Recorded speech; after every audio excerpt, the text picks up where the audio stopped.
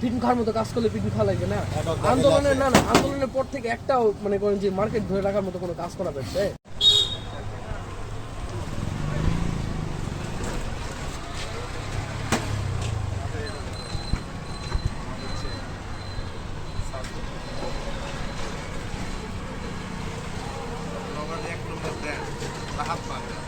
এটার নাম বলে চাষা না যত বার্গারি আছে বা হাতের নিচে ও আর খাইবে সবচেয়ে টেস্টি হাতের নিচে বার্গার।